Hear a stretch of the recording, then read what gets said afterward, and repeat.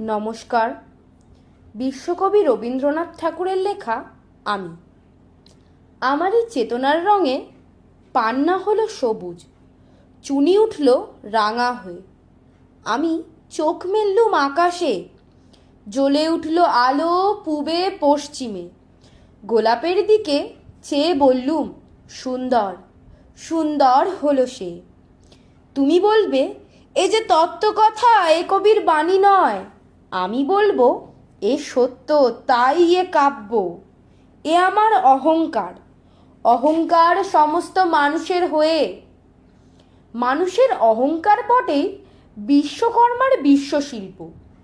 তত্ত্বজ্ঞানী জপ করছেন নিঃশ্বাসে প্রশ্বাসে।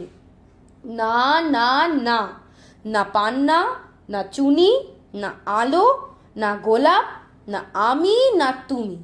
ওদিকে অসীম যিনি, তিনি স্বয়ং করছেন সাধনা। মানুষের সীমানায় তাকেই বলে আমি। সেই আমির গহনে আলো আধারের ঘটল সঙ্গম। দেখা দিল রূপ, জেগে উঠল রস। না কখন ফুটে উঠে হলো হা।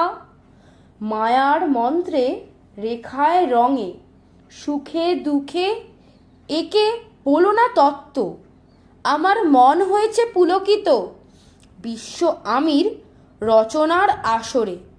হাতে নিয়ে তুলি, পাত্রে নিয়ে রং। পণ্ডিত বলছেন, বুড়ো চন্দ্রটা নিষ্ঠুর চতুর হাসি তার।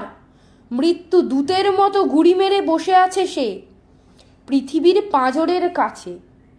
একদিন দেবে চরম টান তার সাগরে পর্বতে।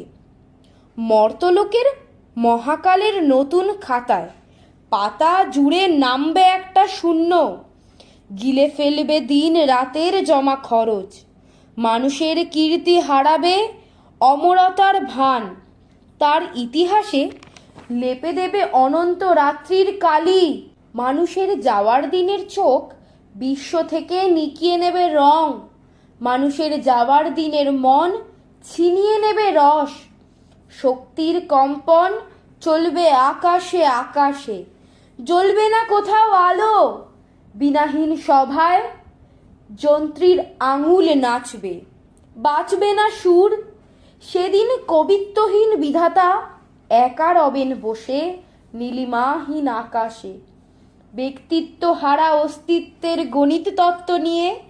তখন বিরাট বিশ্বভুবনে দূরে দূরান্তে অনন্ত সংখ্যায় লোকে লোকান্তরে বাণী ধ্বনিত হবে না।